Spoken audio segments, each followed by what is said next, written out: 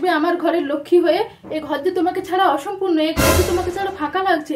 জলদি এসো তুমি, তোমার হাতে আমি সমস্ত দায়িত্ব দিতে চাই এই ঘরের, দিয়ে আমি মুক্ত হতে চাই। তোমার আর বাবুর নামে সমস্ত সম্পত্তি লিখে দিয়ে আমি তীর্থে যেতে চাই। বাবুর বাবা মিলে সম্পত্তি তোমাদের নামে লিখে দিয়ে তীর্থে চলে যাবো। এই সম্পত্তির বোঝ এবারে তোমরা নাও মা, আমি আর নেবো না। জলদি এসো মা তুমি আমার ঘরে, কেমন? রাখছি, হ্যাঁ লক্ষ্মী মা আমার। মিনতি একটু চা দিয়ে যা তো, মাথাটা খুব ধরেছে। উফ, একটু আদা দিয়ে ভালো করে ফুটিয়ে চা করবি, বুঝলি? কি হলো, কে ফোন করেছে? বৌমা, কই দেখি। হ্যালো। না কিছু না, মাথাটা খুব যন্ত্রণা করছে। তা তুমি কি করছো? বাবা, মাথাটা একটু ধরেছে তাতেই তুমি দেখতে আসবে? এত পিরিত দেখিও না বাবা, তোমার যে কত পিরিত তা আমার জানা আছে।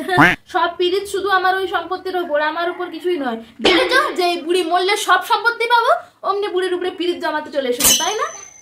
ছেলেকে তো বেশ হাতের মুঠোয় করে নিয়েছো, ভালোই জানো দেখছি জাদুবিদ্যা। আমার ছেলে দেখছি তোমার কথায় উঠছে আর বসছে আজকাল। বুঝবে বুঝবে, ঠিক বুঝবে, মায়ের কদরটা একদিন ঠিক বুঝবে। একটা কথা সবসময় মনে রাখবে, আমি বেঁচে থাকতে আমার সম্পত্তির কানা করিও তুমি পাবে না, ঠিক আছে? ফোন রাখো, যতই তুমি ধান্দা করো না কেন, যতই আলগা পিরিত দেখাও, এই সম্পত্তির কিচ্ছু পাবে না তুমি। এনে ফোন নিয়ে যা, যত সব ঝামেলা। মা, তুমি এত গরমে শাড়ি কেন পরেছো?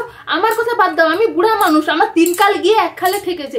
তুমি তো মা এই যুগের মেয়ে, তুমি কেন শাড়ি পরতে গেলে এত গরমে? এত গরম, আমার কথা বাদ দাও, আমার ঘোমটা নিয়ে নিয়ে অভ্যাস আছে। তুমি যাও গিয়ে নাইটি পরো, আমি জানি তোমার শাড়ি পরে অস্বস্তি হচ্ছে, তাও কেন এসব করতে যাও বলো তো?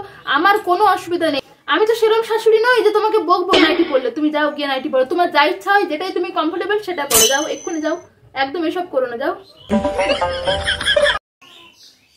কি হলো, তুমি শাড়ি খুলে নাইটি পরেছো কেন? গরম, এখন তোমার গরম লেগে যাচ্ছে? এতদিন গরম লাগেনি, নাচতে নাচতে গরম লেগে গেল। কঠিন নাটক জানো বাবা তুমি। আমার তো গরম লাগেনি, আমিও তো শাড়ি পরে আছি, আমিও তো একটা মানুষ। তোমার বেলায় গরম লেগে গেল? ভেলকি ছাড়া কিছু নয় এসব, ভেলকি। লজ্জা শরম বলে কিছুই নেই। শ্বশুর শাশুড়ি আছে, তাদের সামনে নাইটি পরে ঘুরে বেড়াচ্ছ, যাও শাড়ি পরো। কেমন মেয়ে এনেছে রে বাবা, এই বাবুটা হচ্ছে যত নষ্টের করা। দেখে শুনে মেয়ে বাঁচতে পারেনি, এমন একটা মেয়ে এনেছে যার লাজ লজ্জা শরম ভরম কিচ্ছু নেই, অসভ্য কোথাকার। যাও। বৌমা, কি হয়েছে মা? অন্যদিন তো তুমি 8টার সময় উঠে যাও, আজকে কেন 9টা বাজলে উঠতে? তোমার কি শরীর খারাপ? হ্যাঁ মা, মাথাটা খুব যন্ত্রণা করছে। মাথা যন্ত্রণা তো তুমি উঠতে গেলে কেন? তুমি তো আমাকে ডাকতে পারতে। মা, তুমি কেন নিজের ভালোটা নিজে বুঝো না বলো তো? আমাকে কি সবকিছু বলে দিতে হবে? তোমার যদি শরীর খারাপ লাগছে তুমি কেন উঠতে গেলে? তুমি তো আমাকে একবার ডাকবে নাকি? আমি তোমার মায়ের মতন হতে চাই না, আমি তোমার মা হতে চাই। তোমার যা অসুবিধা হবে তুমি আমাকে বলবে। তোমার শরীর অসুস্থ লাগছে, তুমি যাও, শুবে যাও, মালতীকে বলে দেবো, ও সব কাজ করবে। আর তুমি চাটা করতে গেলে কেন? আমি কিন্তু এই চাটা খাবো না। আজকে যদি আমি চাটা খেয়ে নিই, তুমি পরে আরো শরীর খারাপ নিয়ে কাজ করবে। তুমি যাও, চাটা রেখে দাও, আর মালতীকে বলে দিচ্ছ ও সব কাজ করে নেবে। যাও, রেস্ট নাও, আমি তো আছি, তুমি যাও, ঘুমাবে যাও। বলি এই যে বৌমা, বেলা 9টা অব্দি পরে পরে ঘুমালেই হবে? কটা ঝিচাকর আছে বাড়িতে, বাড়ির কাজগুলো কে করবে? আমি। কটা ঝিচাকর দিয়ে পাঠিয়েছি তোমার বাবা তোমাকে? লজ্জা করে না এত বেলা অব্দি পরে পরে ঘুমাচ্ছ? ঘরের বউ তো নাকি তুমি? এই তো 6টা বাজে মা, আপনি 9টা কি করে বললেন? আর আমার শরীরটা ভালো লাগছে না, 7টায় উঠে আমি সব কাজ করে দেবো, একটু ঘুমোই মা। তোমাকে 7টায় উঠতে হবে না, উঠো জলদি করে, চা করো আমার জন্য। অমনি শরীর খারাপ হয়ে গেল, মানে ঘোড়া দেখলেই ঘোড়া হয়ে যাও নাকি? যত সব, যাও উঠে কাজকর্ম করো। কিচ্ছু শরীর খারাপের কিচ্ছু নয়, ওগুলো সব নাটক, ফন্দি, কাজ না করার ফন্দি, আর কিচ্ছু। তোমার মতন ছিলাম, আমার তো কত শরীর খারাপ হয়েছে। আমার বেলায় তো কেউ আমাকে সাহায্য করেনি, কেউ তো বলেনি যে বাবা একটু রেস্ট নে, কেউ বলেনি। তোমার বেলায় আলাদা নিয়ম হতে হবে কেন? যাও ঘরের কাজগুলো করো, সব ঠিক হয়ে যাবে, চলে যাও। ভেলকি জুড়েছে এখানে যত সব। তুমি এদিকে কোথায় আসছো? একদম না, রান্নাঘরে একদম পা দেবে না। তোমাকে আমি বলেছি না, এই নতুন বিয়ে হয়েছে, এখন তোমার ঘোরার বয়স, এখন তুমি বাবুর সাথে ঘুরবে, এখন তুমি ঘুরবে ফুরবে, এখন তোমার ইয়াং বয়স, এখন তোমার এই রান্নাঘরের সংসার সামলানোর বয়স নয়। এখন তুমি বাবুর সাথে যাও, ঘুরো, চারিদিকটা দেখো, এখন তোমার জগৎ দেখার বয়স, এখন তোমার এই রান্না এই হেসেল সামলানোর বয়স নয়। তুমি রান্না বান্নাটা আমি সামলে নেবো, এখনো আমার বয়স আছে। তুমি এখন ঘুরবে চারিদিকে, তুমি বাবুকে বলো কোথাও ঘুরতে নিয়ে যেতে, আর যদি না নিয়ে যায় তাহলে আমাকে বলবে। আমি তোমার শ্বশুর মশাইকে বলে দিচ্ছি তোমাদের জন্য একটা হানিমুনের টিকিট বুক করে দিতে। তোমরা দুজনে ওয়ার্ল্ড ট্যুরে যাও, ইন্টারন্যাশনাল ট্যুরে যাও। তোমরা ঘরে বসে থাকবে কেন? এইটা তোমাদের ঘরে বসে থাকার বয়স নয়, এখন তোমাদের এনজয় করার বয়স। যাও, ইচ্ছে মতো যত ইচ্ছা টাকা খরচা করবে, যত ইচ্ছা ঘুরবে, যাও। আমি বলছি, ও যদি না দেয় আমি দেবো, তুমি যাও, ঘুরবে যাও। একদম না, রান্না বান্না এখন করতে হবে না, যাও। আমার এখনো বয়স আছে, আমি এখন সামলে নিতে পারবো। তুমি এখন আগে ঘুরো ফিরো, এখন মাইন্ডে ফ্রেশ করো। সংসার সামলানোর জন্য তো সারা জীবনটা পড়ে আছে।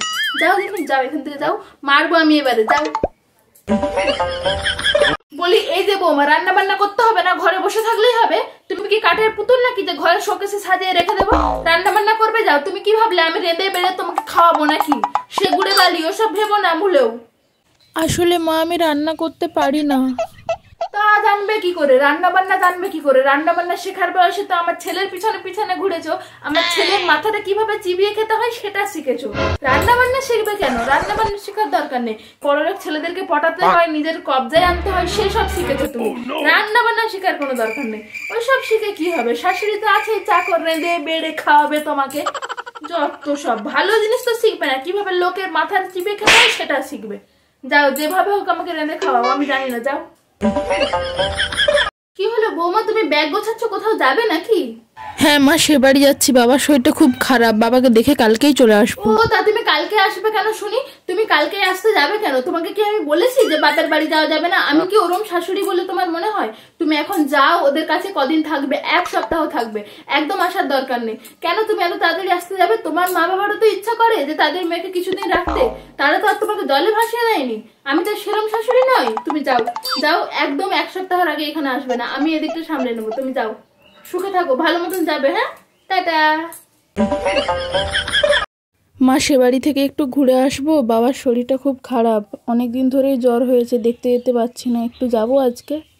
হ্যাঁ, তুমি কি আর সংসার করতে এসেছো? সংসার করতে তো আসোনি, এখানে নাচন কুদন করতেই তো এসেছো। আমার ছেলেটাকে তো ওই জন্যই বিয়ে করেছো, যাতে নাচন কুদন করতে পারো, নিজের ইচ্ছা মতো উঠতে পারো। আমি কি বুঝি না? আমার ভোলা ভালা ছেলেটাকে পেয়েছো, দেখছো একে বিয়ে করলে যা ইচ্ছা তাই করতে পারবো, সেই জন্যই তুমি একে বিয়ে করেছো। তোমার সব ফোন দিয়ে আমার জানা আছে। বাতের ব্যথায় মরে যাচ্ছে, আমি কোনোদিনও তো একটু মালিশ করে দিলে না। কোথায় বাবার একটু শরীর খারাপ হয়ে গেছে, সেটা দেখতে চলে যাচ্ছ। কোথাও যেতে হবে না, যাও রান্না বান্না করো, কোথাও যেতে হবে না। সব ঘুরার ফন্দি, ঘুরার ফন্দি, বুঝলে তো? ওই সব বাবাকে দেখতে যাওয়াটা কিচ্ছু নয়। ভেল কি জুড়েছে। কি হয়েছে মা, তোমার মুখটা এরকম শুকনো হয়ে গেছে কেন মা? আপনার ছেলে আমাকে অনেক বকেছে মা আজকে। এত বড় সাহস আমার মেয়েকে বকে? ও আজকে আসুক, ওকে আমি আজকে কি করব দেখো। ওর আজকে ঠ্যাং ভাঙবো আমি। ওর সাহস হয় কি করে আমার মেয়েকে বকার? ওকে দেখো তুমি আজকে আমি কি করি দেখো। তোমাকে যখনই বকবে বা কিছু বলবে তুমি আমাকে বলবে, তারপরে ওকে আমি দেখে নেব। ওর এত বড় সাহস, ওকে আজকে দেখো কি করে। ওর বাবাকে আমি বলছি এখনই, দাঁড়াও, ওর কত সাহস হয়েছে। আমি সবসময় তোমার পক্ষে থাকবো, দরকার হলে ওকে আমি ঘর থেকে বের করে দেবো, তোমাকে কখনোই না। মা তুমি আমার ঘরের লক্ষ্মী প্রতিমা, আর ও তো একটা বাঁদর। ও আসুক আজকে দেবো ধোলায়, তুমি থামো। তোমাকে মেরেছে, তোমার মতন মেয়েকে না মারাই ভালো। একটা কোনো কাজের নয়, অলক্ষী একটা। তোমাকে আরো 2 ঘা দিলে তবে আমার শান্তি হয়। অশান্তি করতেই তো তুমি এসেছো, আমার সংসারটা জ্বালিয়ে পুড়িয়ে খেতে এসেছো। ছি। আর ওরকম না কান্নাকাটি করে লাভ নেই, ঠিক আছে? মেয়েদের এরকম মার খেয়ে সংসার করতে হয়। থাকলে থাকো, নাহলে 5 তারিখ গুটিয়ে চলে যাও। আমি আমার ছেলের আরো বিয়ে দেবো, এবারে দেখে শুনে ভালো মতো করে বিয়ে দেবো। যত জঘন্য। আমি আমার বাবুর জন্য এরকম একটা লক্ষ্মী প্রতিমার মতন বউ খুঁজেছিলাম, একদম রূপের লক্ষ্মী আর গুণের সরস্বতী, একদম মিষ্টি মা আমার। কত সুন্দর ভাবে সংসার সামলে নাও তুমি, কত সুন্দর ঘরে শান্তি বজায় রাখো তুমি। তুমি আছো বলে আমার এই ঘরটা আলোকিত হয়ে আছে। তোমার মতন মেয়ে কোথায় খুঁজলে পাওয়া যায় না, আমার মিষ্টি মাটা। কত ভেবেছিলাম আমার একটা বৌমা হবে, রূপে গুণে অনন্যা হবে, লক্ষ্মীমন্ত হবে, ঘরের সব কাজ পারবে, যা বলবো তাই করবে, আমার কথায় উঠবে বসবে, আমার বাবুটাকে ভালো রাখবে, ভালো মন্দ রেঁধে রেঁধে খাওয়াবে। এ কেমন বৌমা আনলো আমার বাবু? একটা কোনো কাজ পারে না, একটা কিচ্ছু পারে না। ছোট ছোট জামা প্যান্ট পরবে, যা ইচ্ছা তাই করে বেড়াবে, যা ইচ্ছা তাই খাবে, একটা কথাও শোনে না, কোনো কাজকর্ম জানে না, শুধু ফোন দেখবে সারাদিন। কি যে করি একে নিয়ে আমি?